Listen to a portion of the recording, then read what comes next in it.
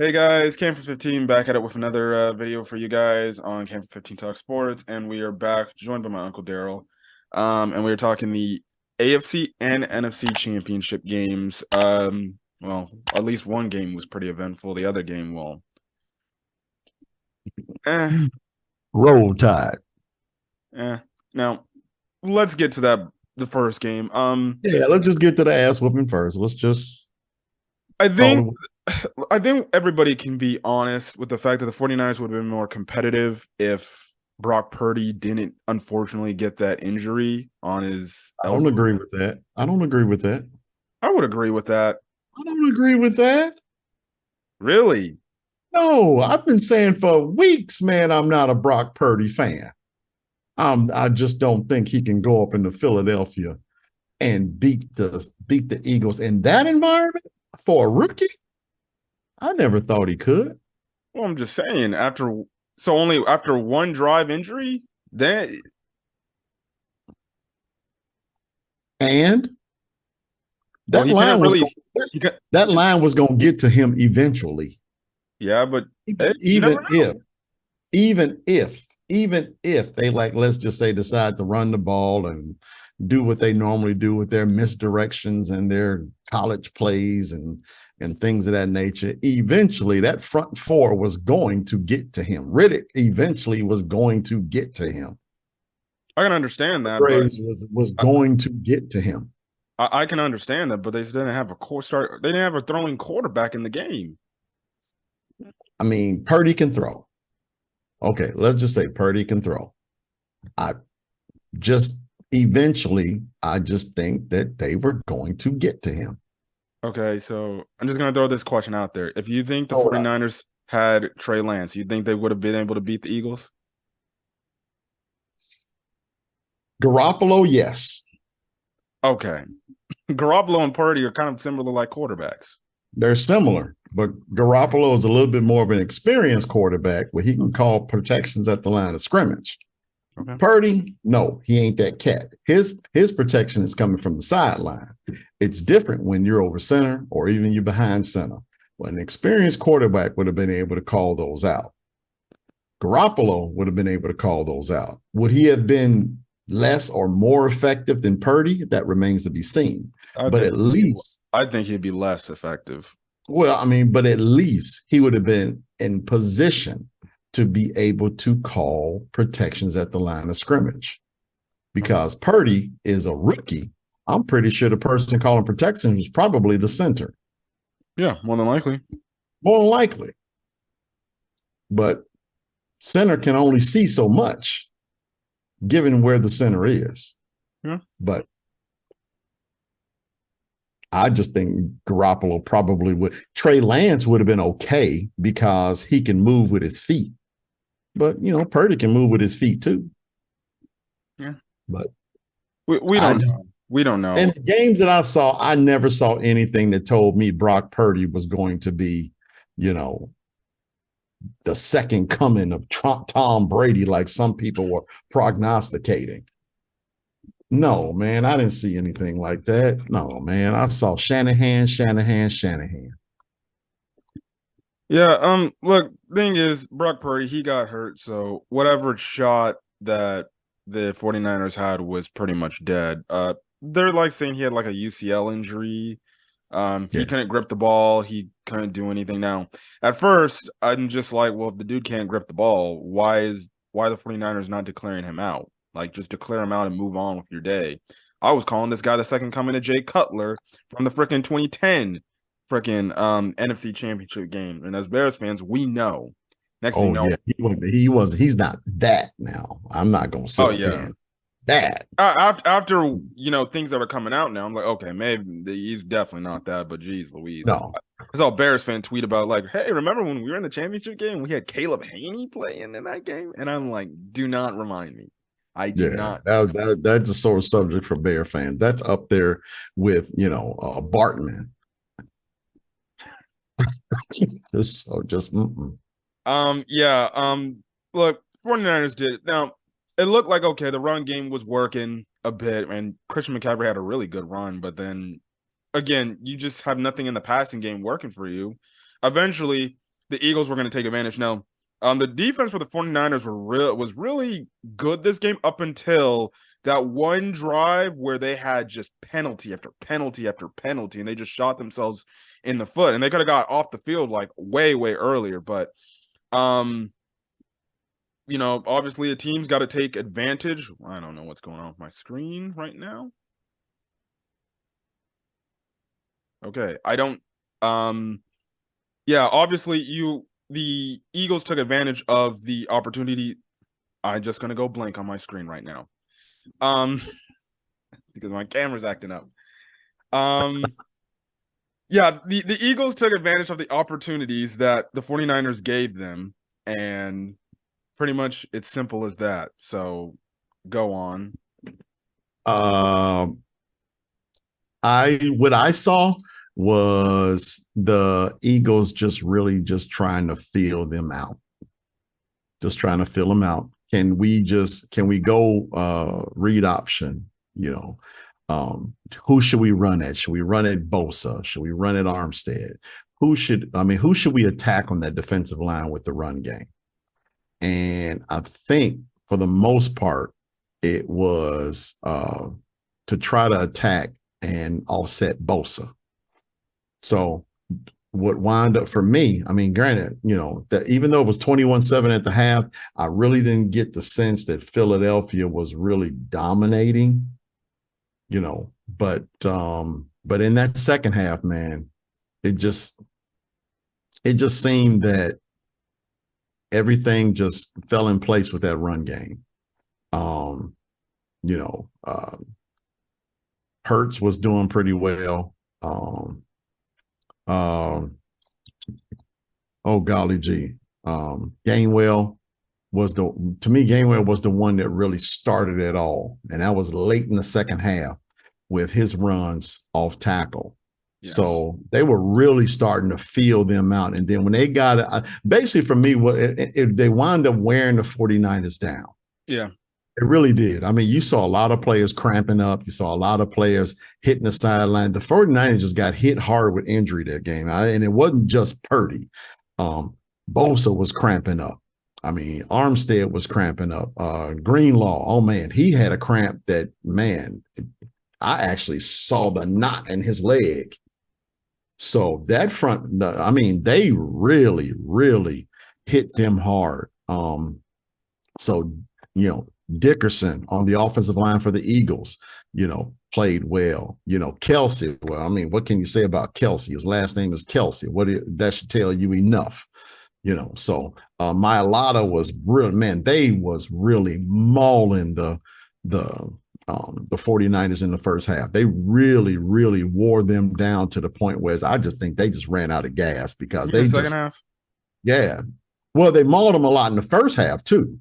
But I think they're just out. But I think towards the end of the third quarter, the 49ers front four just ran out of gas.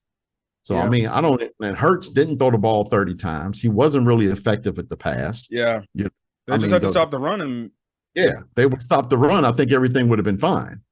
Yeah. But they couldn't because they just got worn down. Philadelphia just they got out of it. I always say, now listen. And I say this a lot. There are three rules, in my opinion, of winning football. Run the ball, stop the run, quarterback don't make any mistakes. And for me, that was Philly. Yeah. That was Philly. Outside of that one run that McCaffrey got for a touchdown, which was basically a bunch of broken tackles, the Eagles was just trying to lay a big hit on them instead of just standard tackling one-on-one, hit them, wrap them up, and don't let them go, So, and outside of that, the Eagles just ran the ball and didn't stop. They kept the Niners from running because the backup quarterback, that's all they could do. They couldn't throw. He wasn't even, at that point, they went man defense on all of their receivers. Yeah. Josh Johnson wasn't impressive at all. And I had no idea he was in the league 10 years. Yeah. I thought he was another rookie. No, he's been in the league for years. Yeah, that's what I'm saying. He's been in the league 10 years, 13 different teams. And he played in the XFL for 1 year until that shut down because of COVID. And I was just like, oh no, I see why he's on 13 different teams. I mean, dude was totally ineffective. He looked lost. Yeah, if you're having 3 delay of game penalties, I don't Yeah. care what. I can't hear. No, just go find this video board and see the play clock. Oh, really? I can't hear. Okay, there's a clock right there in front of you at the end of each end zone. Look at it. You just look at it, dude. Did you need contacts? You need binoculars? Just look at it and then just run the damn play. Yeah. But after Purdy went down, man, I mean, yeah, that was game over. That was it. Josh Johnson would have had to come in and beat Brady, and they not know about it. And yeah, man, they were done when Purdy got hurt. And Purdy was effective with his first 2 passes. I think it was like 2 for 2, 34 yards or something like that when he went out. So who knows how effective he really would have been. But those first 2 passes, he was really effective. And he came back in later on and threw 2 more.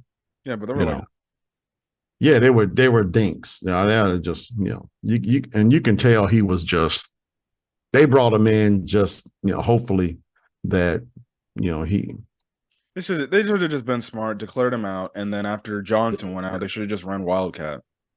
Exactly. Let McCaffrey be your quarterback or Deebo Samuel be your quarterback. Bring in a running back or something like that to run the offense. Somebody that could at least throw the football, even though they're coming out of the backfield. Yeah. But, Anyways, the Eagles then move on to the Super Bowl. It's the first time since what year was it? 2019? Yeah, when they beat the Patriots. Yeah. With our old buddy Nick Foles. Hey, credit where credit's due. They went to the Super Bowl 3 straight years with 3 different quarterbacks and 3 different head coaches. Because back in 2004, Andy Reid and Donovan McNabb, you just made a mention, Doug Peterson and Nick Foles, and now it's Nick Sirianni and Jalen Hurts. So, yeah, before we talk about the other game, 49ers key restricted free agents this offseason, offensive tackle Mike McGlinchey. Jimmy Garoppolo, we already know he's gone. He's gone. Yeah, he's gone. He's gone. Jimmy Ward, their safety. Their defensive end, Charles Omenihu. Don't know if I'm butchering that name. Offensive lineman, Jake Brendel. Robbie Gould, their kicker, is a free agent. Maybe he wraps up the cleats. Who knows? I don't know. No. Safety, Tashawn Gibson. Defensive end, Kerry Hyder. Defensive end, Samson Ibukum. Guard, Daniel Brunskill. And then cornerback, Emmanuel Mosley. I know I'm familiar with all the names. There's not one person that just jumps at me and says, yes, so the 49ers will re-sign that person. You don't think they would resign Jimmy Ward? He was pretty good for them. Maybe, but he had a crucial penalty in that second quarter. They all had pretty bad penalties. Well, Ward's penalty was pretty bad because they were actually, the 49ers seemed like they were shifting momentum until I'm trying to remember, it was I want to say it was a pass interference. And yeah, that was pretty crucial. But they just had bad penalties altogether throughout the entire game. Yeah. Some that I thought were ticky-tack. Some that were legit. Yeah. And then I guess we can also add to the list, more than likely, DeMeco Ryans, because he's going to probably leave for a head coaching gig. And right now, what everybody's saying, they're saying he more than likely is going to go to the Texans. Now, I don't know why he would go there with the fact that they've been firing coaches, especially black ones, 3 straight years after 1 season. But okay.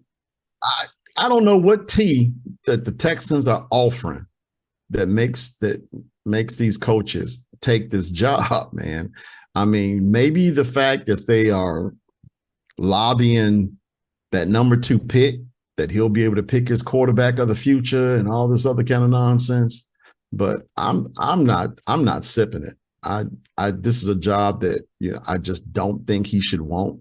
I think he's a much better coach than than what people probably believe he is. I think he should be looking for, a better team, a better organization. The Houston Texans organization for me is in disarray, especially when it relates to African American players. I just don't think it's a team that me personally, I wouldn't want it. Yeah. I wouldn't want it. I guess they're targeting him because he used to play for the organization, but it's funny because they brought up on the broadcast, like, he actually also sued the organization as well. I was like, why do you want to go there? Yeah. You still have the Cardinals job that's open. Yeah, the Cardinals job is much more, for me, much more lucrative and attractive. The quarterback is already in place. He's probably looking for someone that he can respect. My understanding is that the team really didn't respect Kingsbury, but that's pretty much what happens when you get a subpar coach to come out of college and coach a pro team. So I mean, you got to have someone with some NFL chops to be able to come in and coach an NFL team. D'Amico Ryans definitely has that, and I think he'll gain respect upon being hired. So but I think as long as that Arizona job is still open, I personally wouldn't. I wouldn't do it. But then again, I'm not D'Amico. I don't know what he's looking for. I don't know what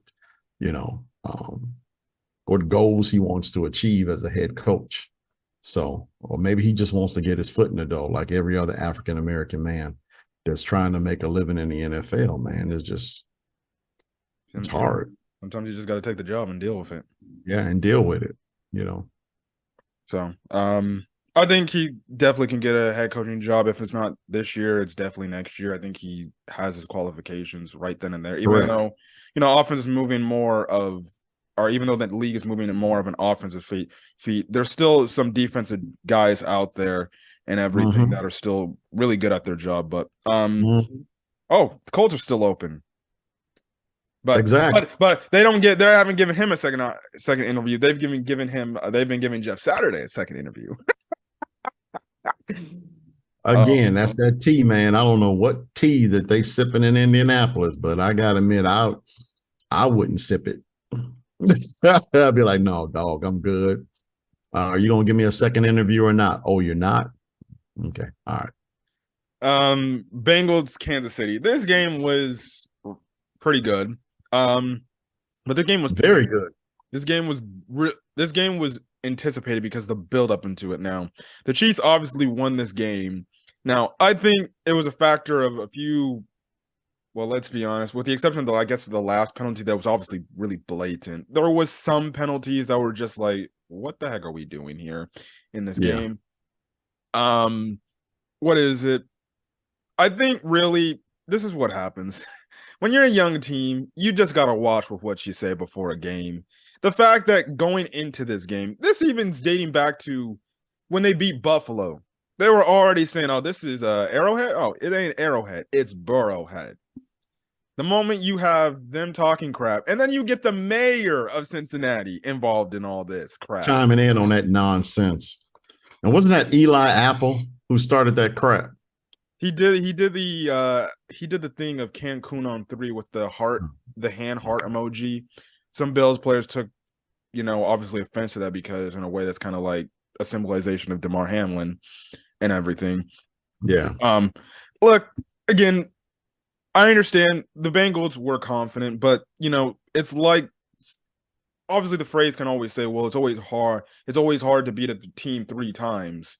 Well, I guess in this case for the Bengals, it's always hard to beat the same team 4 different times. Yeah. It's kind of the thing of you reap what you sow. When you talk a bunch of game, well, you better back it up and everything.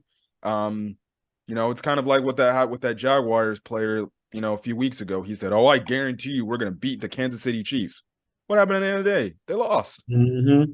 So, nothing. The thing is, the Bengals gave the Chiefs practically the best, material you can put on your board right then and there, and they were just focused on it. They thought, we thought in our predictions, like, there's no way the freaking Chiefs win. They got Patrick Mahomes on a bum ankle. That might be a problem within itself. The Bengals should go up in there, and I want to say like blow them out, but they should beat them convincingly, and they should go back to the Super Bowl again. But the Chiefs obviously were like, yeah, you can say all your things, but we're the Kansas City Chiefs. We've been at the Super Bowl before. We're a more experienced team. One, they automatically just get to Joe Burrow from the start of the game. Dude had like 5 sacks. Yeah, First half. no, Yeah. they had like 3 backup offensive linemen in there, and it would have probably been even a little bit more brutal if the Bengals had won, and then they were playing the Eagles in the Super Bowl, because Joe Burrow, with that defensive line the Eagles got, would have got lit up. So they pretty much stalled the Bengals for a good chunk, and then in some cases they go right down the field and they score. Well, they got field goals, but eventually it looked like there was a part where they were going to break away after scoring a touchdown. Then the Bengals, they end up coming back to make it a game a bit, and then there was this one Kansas City drive. Patrick Mahomes, just out of character, he loses the ball. He was throwing it and then he loses it. It ends up being a fumble. I'm like, oh, this could be the game changer right here. And I don't think the Bengals got any points out of that one. I think they did get a field goal out of that drive. Okay.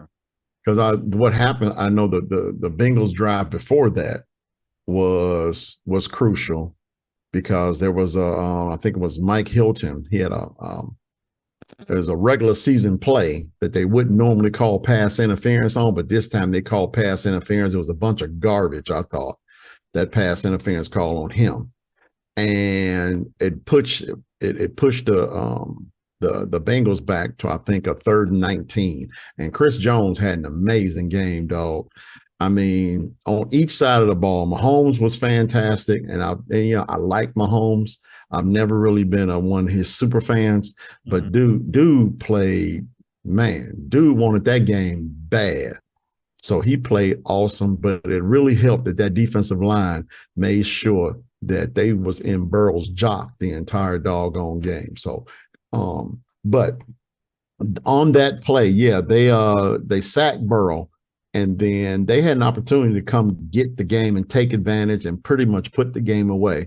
And then the ball just slipped out of Mahomes' hands when he was trying to do a wide receiver screen. It just slipped out his hand. So Cincinnati got it. I do think they did get a field goal out of that to tie it at 20, I think.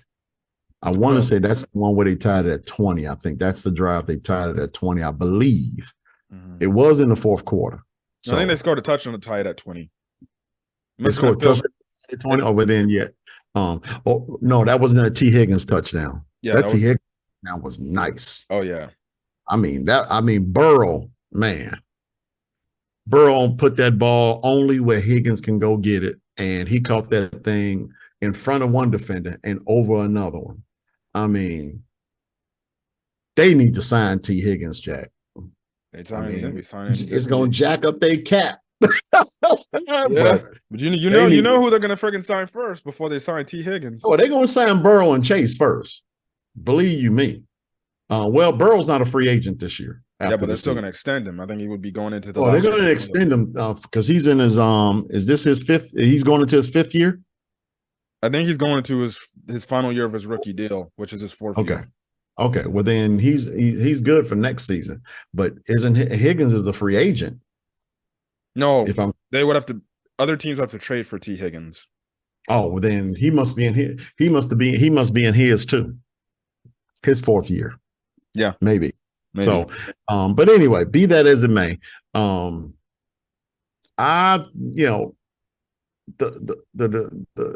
disparity in penalties was what got me.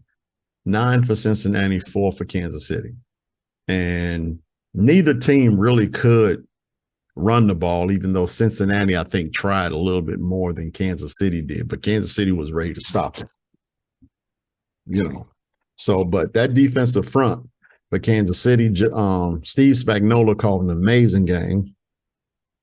But at the same time, though, these teams are so good. I'm not shocked. 20-20 was a score coming down to, and the Bengals had the football within the last minute of the game. They had the football within the last minute. Now, that was they should have just punted it out of bounds. Yeah, but that penalty for the linebacker for Cincinnati, that was probably one of the most dumb penalties I have ever seen in a football game. You know the quarterback is running out of bounds. Granted, he gonna get the first down. Yep. Why do you feel the need to go ahead and put your hands on him and push him? Let him go out of bounds. Butker would have had to kick maybe a 60-yard field goal, 55 to 60-yard field goal. Something like that. Something like that. And in that cold weather, the advantage is, against the kicker that he's going to make that kick. Butker's a really good kicker. But, sometimes, man, it just, you got to think before you decide to, especially put your hands on the quarterback. Yeah. It was just a dumb play by him, a dumb penalty. If anybody's played football, I played football, you've made a dumb penalty before or a dumb play, and that ends up costing you a game. The dude had a great game regardless of that one bad play, though. Aside, 58, yeah. He had a great game. But and I got to admit, I really feel for him. Yeah. I really do. Plays like that can really shape careers. And I really do hope this young man actually bounces back from this and learns from it. But, man, you can't. That's one penalty that you just cannot do. You can't hit that quarterback late in the game like that. You just can't do it. That ninth penalty was what did them in. And it was illegal, and it was a good call because he was clearly out of bounds. Yeah. He was clearly heading out of bounds. It was. Yeah. The Bengals could have won that game, though. Oh, yeah, they could. They definitely could have. I thought they should have just punted it out of bounds instead of letting Sky Moore return it. Chiefs won this game, and they had practically that Sky Moore. There was a Sky Moore run, and referees actually did miss a call from what I was looking at. There was an illegal block in the back. Yeah, I saw that. Yep. Legal block in the back. Yeah, legal block in the back, which released Sky Moore, and he wound up running for 20-something yards? Yeah, he got to midfield. Yeah. I thought they were going to call that. Right in front of the line judge, too. Yeah. Right there in front of the line judge. And I'm pretty sure Zach Taylor brought that up. No, it was a special teams coach. He was talking to the line judge, and he brought that up. Zach Taylor was already upset. I still remember the one thing where just because the referee didn't blow the whistle, they let the Chiefs get a redo on third down for free, and they ended up they didn't get it, but then they got a flag that third down, which, first down. At first, I thought, I'm like, oh, Jesus, the referees just literally gave the freaking Chiefs 5 straight downs. Yeah. Sometimes, I'm thinking to myself that, you know what, man, I really don't want to sit up here and say this, but, it's like the NFL just sometimes wants a team over another team to win.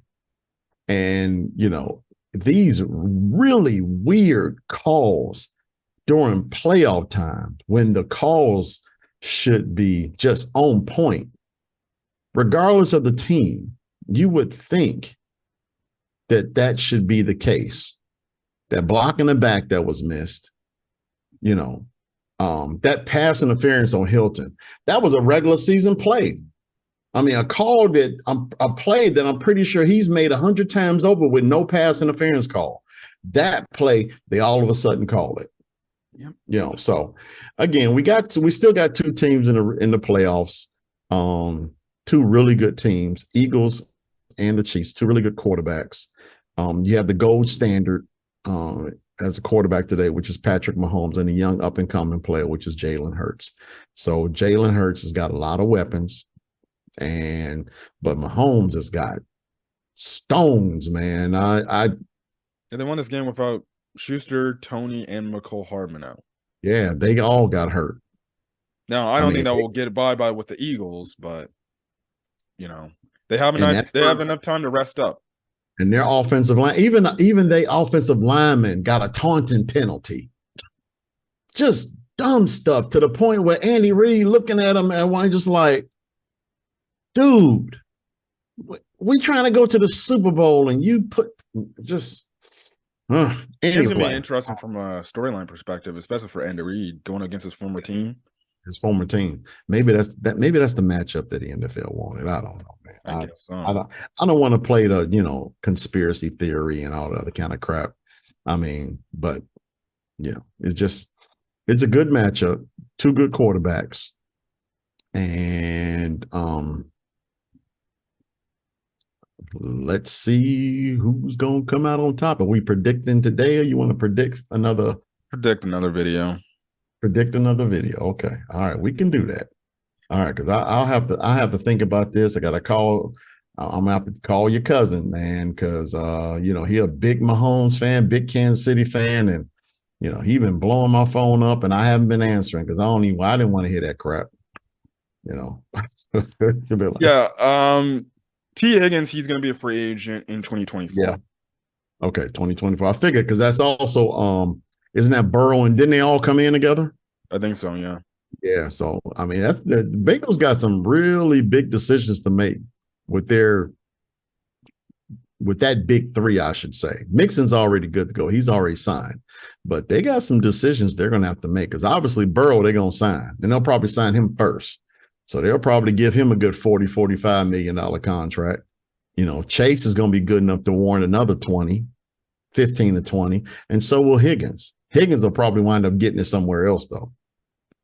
So, speaking of that, Bengals key unrestricted free agents per Adam Schefter: safety Jesse Bates, safety Von Bell, tight end Hayden Hurst, cornerback Eli Apple, which he's getting clowned right now. Yeah, I think they're gonna rid themselves of Eli Apple.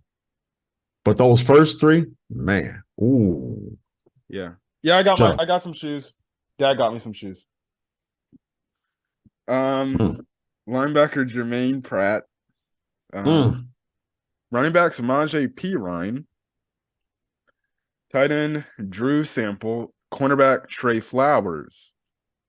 And Adam Schefter puts this: Bengals projected to be $44 million under salary cap, but also budgeting for a Joe Burrow deal. Yeah, they're gonna sign Burrow first, so they may wind up letting a lot of those guys go, knowing they got to sign Burrow after next season. Yeah, because the team will be willing to pay him big money to come to their team. Yep, you got to lock him up. Yep, and then there's Chase, and then Higgins. Sometimes you got to take sacrifices and just. Yep. Well, look at it like this. At least Kansas City, we thought, or at least I did anyway. I'm not sure about yourself, but that when Mahomes signed all that money, that, I thought, hey, the beginning of the end is coming for Kansas City. They back in another Super Bowl. They wind up rebuilding their offensive line because that the offensive line they had against that Super Bowl when they got blasted by the Buccaneers, I mean, it's all been redone. Yeah. They've redone their wide receiver room and they re-signed, Travis Kelce, and they're right back here in the game.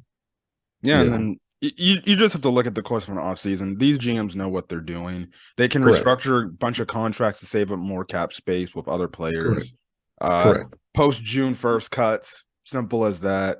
Other cuts that can be made. And then again, like I said, it comes down to like developing talent and when you draft them, and then if a player is willing to come for a nice deal that's, I wouldn't say team friendly, but good enough for the team to fit under the cap, correct.